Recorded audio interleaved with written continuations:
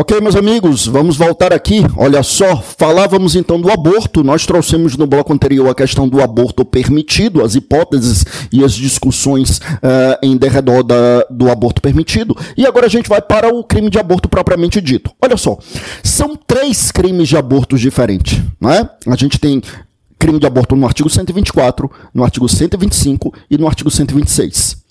No artigo 124, que é por onde a gente vai começar, por evidente, a gente vai seguir a ordem aqui, nós temos os crimes praticados pela gestante, ou a gestante praticando o aborto, né, o chamado autoaborto, ou então, meus amigos, a gestante consentindo no aborto praticado por terceiro, tá? Aí a gente vai ver que no artigo 125 o aborto é praticado por terceiro sem o consentimento da gestante. Quer dizer, é uma situação na qual a vítima do crime não é só o feto, é também a própria gestante, também figura como vítima.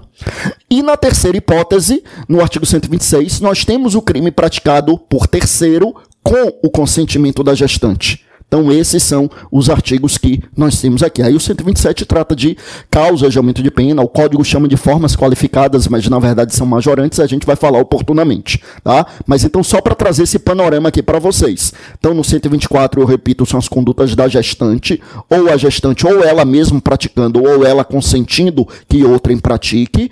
No 125, é o aborto praticado por terceiro sem o consentimento da gestante. E no 126, o aborto praticado pelo terceiro com o consentimento da gestante. Tá?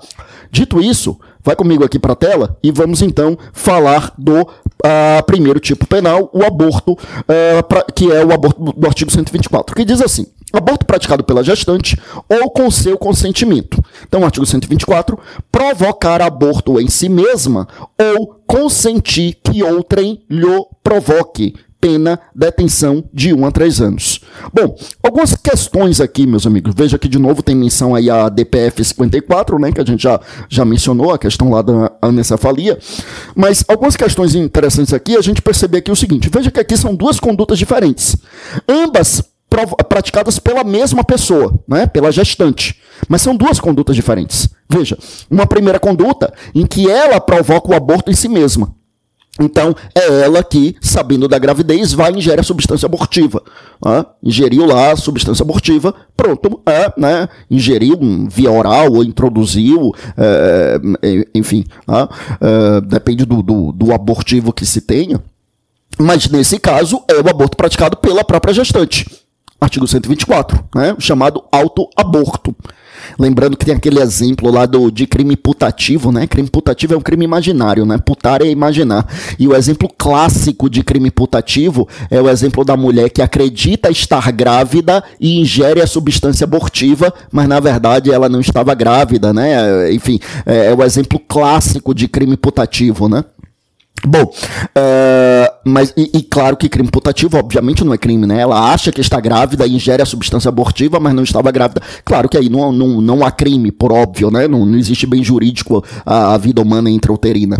Bom, então, mas se ela realmente está grávida, e claro que se ela estiver grávida e não souber da gravidez e ingerir alguma medicação que provoca a consequência abortiva, claro que também não haverá crime, porque não há dolo da parte dela, né? Dolo é consciência e vontade. Se ela não tem consciência da gestação, não tem como ter o dolo, né? Não tem como ter a vontade de interromper a gestação. Da mesma forma que se ela soubesse da gestação, mas ela toma uma substância que ela não sabia produzir o efeito abortivo, também não há dolo, porque aí ela tem consciência da gestação, mas não tem a vontade de interromper a gestação. Em nenhuma dessas hipóteses haverá crime, já que não existe aborto na modalidade culposa. Tá? Mas aí, volte comigo aqui para o artigo 124, e aí eu quero de novo chamar sua atenção para o fato de que aqui nós temos 2 condutas. A primeira conduta, então, veja, é quando a própria gestante provoca o aborto. Então ela ingere a substância, ela introduz a substância, ela vai se mutilar de alguma forma. E aí é importante a gente lembrar o seguinte: no direito penal, não existe, como nós sabemos, crime de autolesão. A conduta autolesiva não é uma conduta criminosa. Ou seja, a pessoa que vai e realmente se mutila, isso não é crime, né? Como eu costumo citar como exemplo, se eu cortar o meu braço não é crime. Aliás, mas se eu cortar o braço de outra pessoa, aí sim será crime. A gente até falou disso quando eu tratei aqui do artigo 122, do crime de induzimento, instigação e auxílio à automutilação. Quer dizer, a pessoa que se mutila não comete crime. Quem comete o crime é aquele que induz, instiga ou presta auxílio para que outrem o faça, né? Porque aí está violando o bem jurídico do outro. Agora, quando é autolesão, aí evidentemente a gente sabe que não existe crime, tá? Aí é importante lembrar o seguinte, juridicamente falando, e aí aqui eu não estou entrando em discussão de política criminal, de questões de política de saúde, de políticas públicas, não é disso que eu estou falando. Estou falando de uma questão exclusivamente sob o ponto de vista dogmático, jurídico, penal. Sob o ponto de vista dogmático, jurídico, penal, não dá para dizer que o feto é mera extensão do corpo da gestante. Veja que se o nosso ordenamento jurídico considerasse que o feto é mera extensão do corpo da gestante, aí aborto não seria crime. Porque se é só o corpo da gestante, com o corpo dela ela faz o que lhe aprouver, porque afinal de contas, como nós sabemos, não existe crime de autolesão. Só que a grande questão é que para o nosso ordenamento jurídico, ali, além do corpo da gestante, nós temos um outro bem jurídico que não é titularizado por ela. É um bem jurídico alheio. É o bem jurídico vida humana intrauterina. E justamente por termos a vida humana intrauterina, que não é titularizado por ela, mas sim pelo feto, então por isso que ao praticar o aborto, ela atinge bem jurídico de outrem e, portanto, não dá para falar que é uma conduta exclusivamente autolesiva. Eu reitero, não estou aqui entrando em discussões de política criminal, de política de saúde, de questões de saúde pública, de políticas públicas em relação a essa questão. Não é disso que eu estou falando. A minha análise aqui é estritamente dogmática, jurídico-penal. Eu sei que é um tema que desperta muitas paixões em todos os lados, né?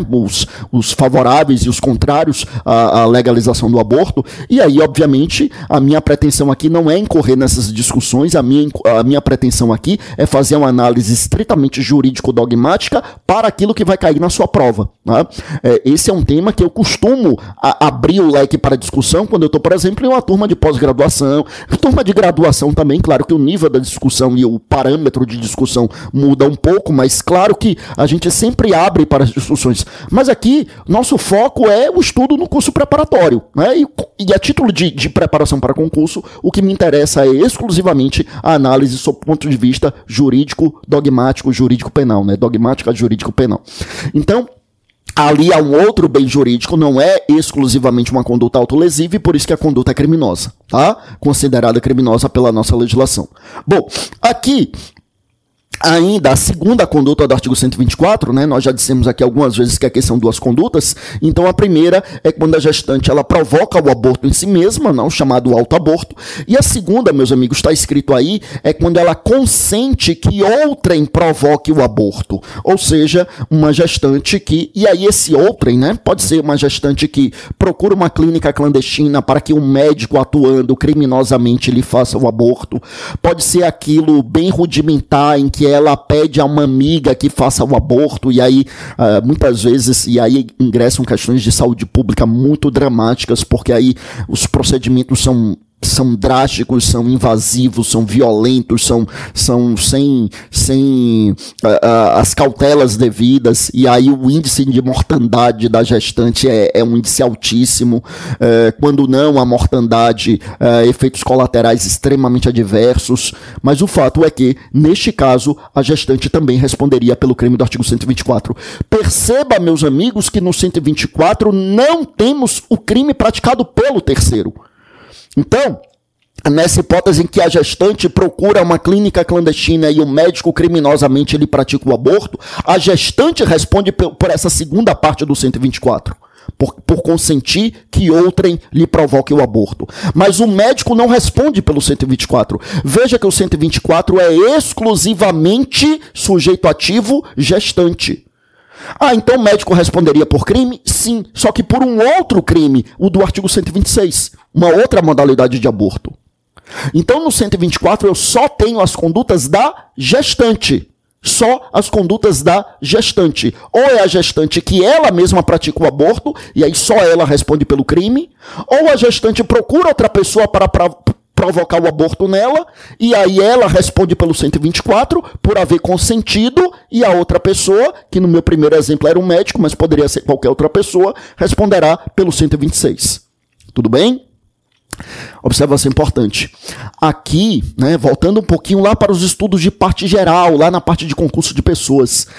Aqui, meus amigos, nós temos uma exceção à teoria unitária lá do concurso de pessoas. Como assim exceção à teoria unitária? O que é essa exceção à teoria unitária? É o seguinte, teoria unitária, também chamada de teoria monista ou teoria monística do concurso de pessoas, é o que vai nos dizer, meus amigos, que no concurso de pessoas, todo mundo que concorreu para a prática do crime responde por aquele mesmo crime na medida da sua culpabilidade. Então, todo mundo que concorreu para o crime responde pelo crime na medida da sua culpabilidade. Tá? Então, todo mundo que concorreu para o homicídio responde pelo homicídio, mas na medida da sua culpabilidade.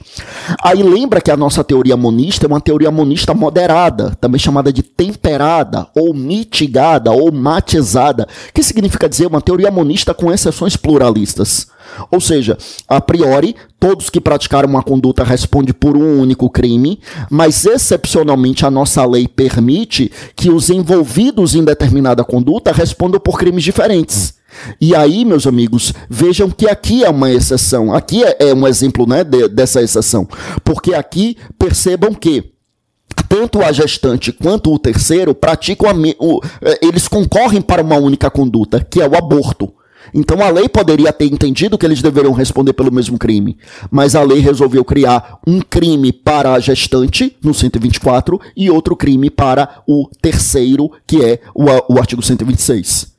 Então eu repito, eles concorrem para uma mesma conduta, para o mesmo resultado, que é um único aborto. Eles concorrem para aquele aborto, mas cada um responde por um crime diferente. A gestante pelo 124 e o terceiro pelo 126, tá bom? Então, ou seja, é uma exceção pluralista à nossa teoria monista.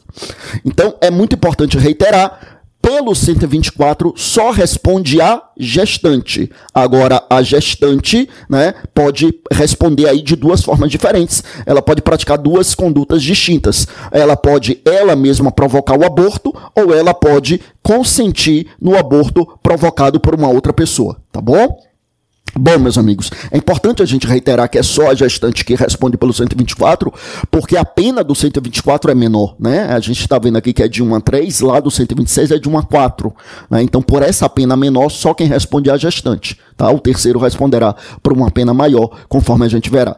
Tá, mas dito isso, então vamos aqui fazer aquela análise do tipo penal que a gente sempre faz e faremos aqui rapidamente. Veja bem, sujeitos, vejam, quem é o sujeito ativo aqui? Meus amigos, no 124, o sujeito ativo é apenas a gestante, ou seja, aqui no artigo 124, nós temos mais um exemplo de crime próprio. Eu digo mais um exemplo, porque na parte de crimes contra a vida, nós temos crime próprio também no 123, que é o infanticídio, que a gente sabe que é um crime praticado apenas pela mãe durante ou logo após o parto, sob a influência do estado puerperal. Agora, por ser um crime próprio, evidentemente admitiria lá a coautoria, tá? Bom, veja, mas aqui eu já antecipei que é um crime próprio, mas veja, será que é um crime próprio mesmo ou aqui a gente teria um exemplo de crime de mão própria, meus amigos? A gente pode falar em crime de mão própria aqui, né?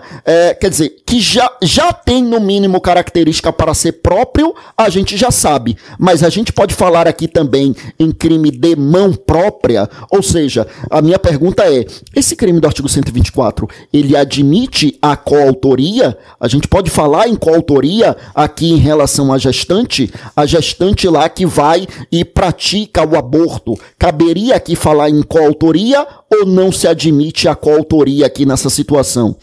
E na segunda hipótese, em que ela consente, né, caberia falar em coautoria ou também não caberia falar em coautoria nessa situação? O que é que nós temos aqui, meus amigos? Vejam, é muito importante a gente entender que neste caso do 124, a doutrina vai além da da ideia de crime próprio. Aqui se entende que tem um crime de mão própria, né? Além de termos a característica do crime próprio, que é o exigir uma qualidade especial do agente, nós temos algo a mais, que é a impossibilidade de coautoria. Por que impossibilidade de coautoria?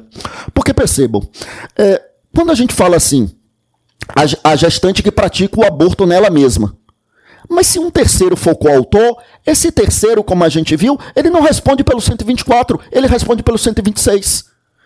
Então não tem como ninguém ser coautor do 124. Porque se eu tenho alguém como coautor, ele vai responder por um crime específico, que é o crime do 126. Então, o 124 não admite a coautoria. Eu repito, se houvesse alguém aqui para uma espécie de coautoria, não responderia pelo 124, mas pelo 126. Por isso que se entende que não cabe coautoria e, portanto, o crime de aborto é um crime de mão própria, né? Ele tem, além da característica do crime próprio, de exigir uma qualidade especial do agente, ele tem uma característica a mais que faz com que ele seja o crime de mão própria, que é o fato de não admitir a coautoria. Então, artigo 124, crime de mão própria. Só pode ser praticado pela gestante e não se admite a coautoria, porque aqueles que, em tese, seriam coautores já respondem por um crime diferente, que é o crime do artigo 126, tá bom? Bom, e em relação aqui ao sujeito passivo, meus amigos? Sujeito passivo direto aqui é o feto, tá? Veja, até hoje no Brasil há quem defenda a ideia de que o sujeito passivo direto seria a coletividade, porque o feto não poderia ser titular de direitos.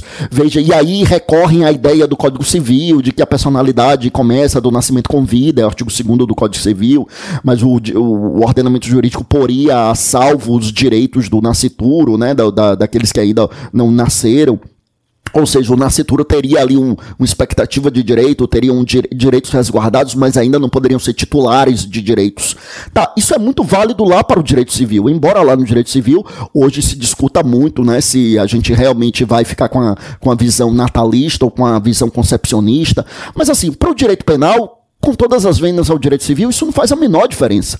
Para o direito penal, existe um bem jurídico, que é o bem jurídico vida humana intrauterina e que é titularizado pelo feto.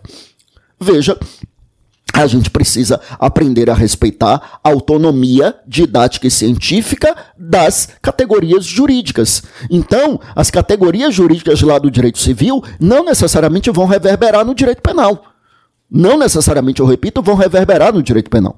Então, lembra comigo. Para o direito penal, aqui nós temos um bem jurídico, que é o bem jurídico vida humana intrauterina e que é titularizado pelo feto, tá? Ainda que para o Código Civil a personalidade só tem início com o nascimento com vida, tá?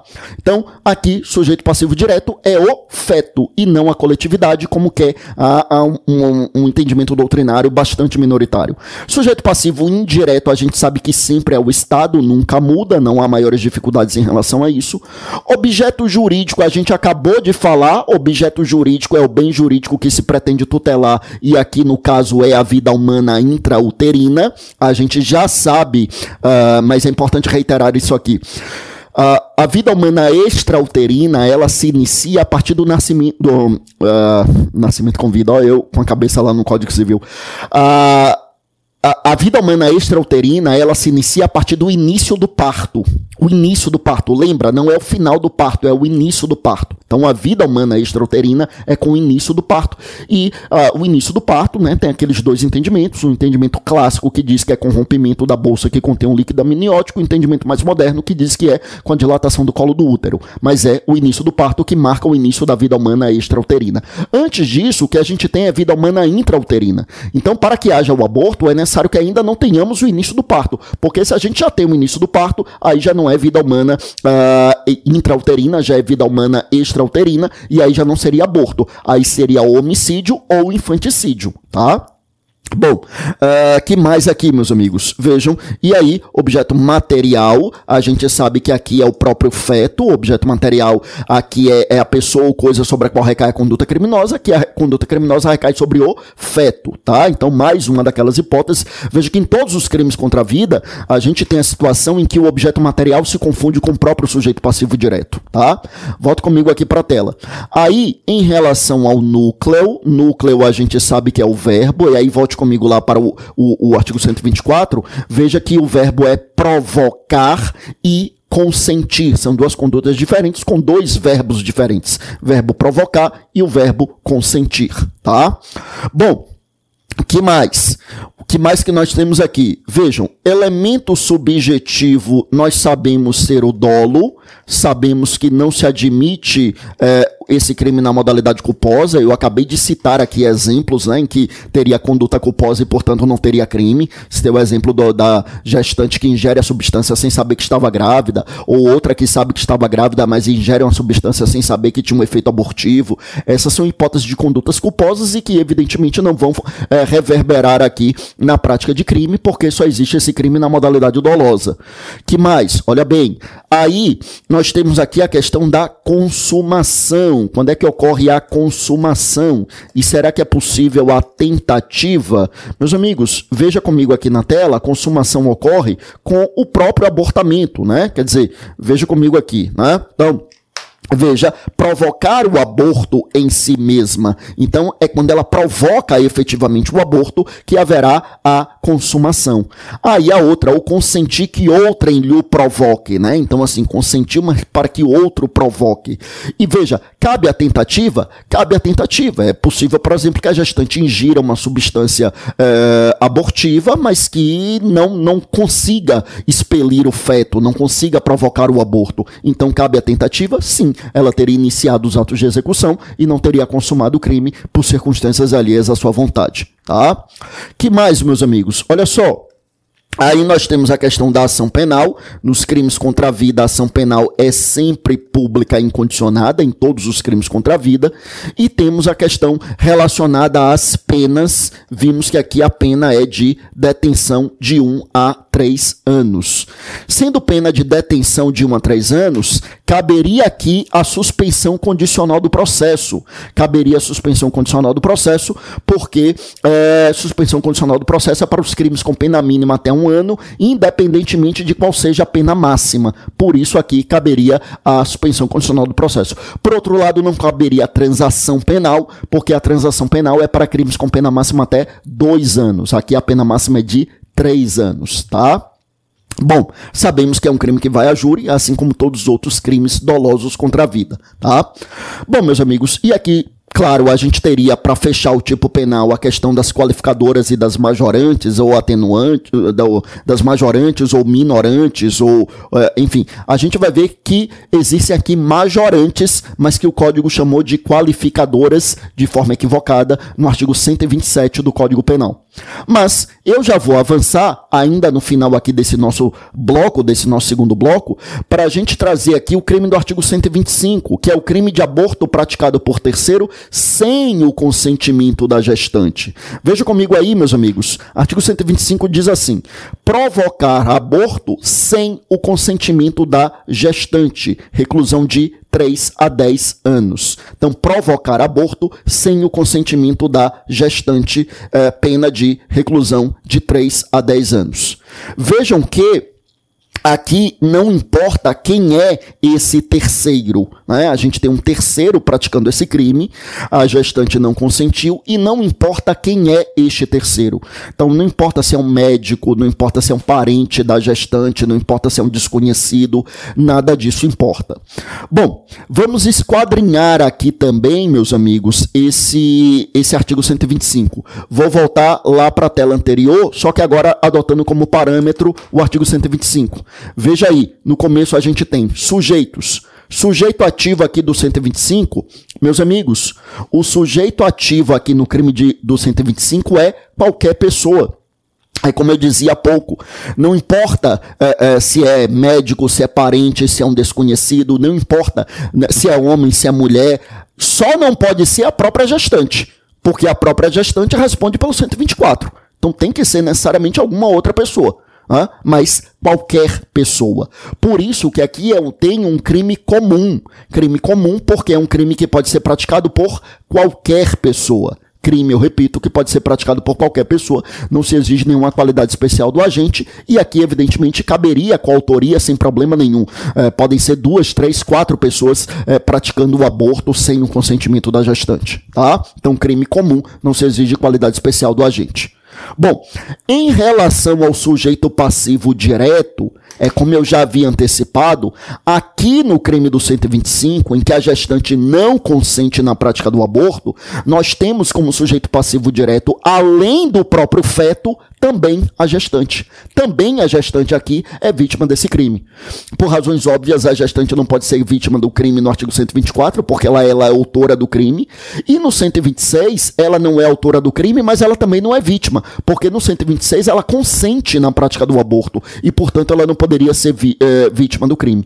Mas no 125 ela não consentiu, então ela também é vítima. Eu digo ela também é vítima porque nós sabemos que temos aqui como vítima o feto titularizando o bem jurídico vida humana intrauterina, tá? Então a gente tem aquilo que a gente chama de dupla subjetividade passiva. Dupla subjetividade passiva é exatamente quando a gente tem mais de um sujeito passivo para o tipo penal, tá? Então aqui a gente tem o feto e a própria gestante. Bom, aí, meus amigos, olha só, a gente fala então no sujeito passivo indireto. Olha bem, sujeito passivo indireto sempre é o Estado, nós já o dissemos. Sempre é o Estado, já o dissemos, tá? Então, sempre o Estado. Bom, objeto jurídico, sabemos que é a vida humana intrauterina, né? É um crime de aborto, então é a vida humana intrauterina. Já vimos aqui que significa dizer que o abortamento deve ocorrer até antes do início do parto, porque se já se iniciou o parto, seria vida humana extrauterina.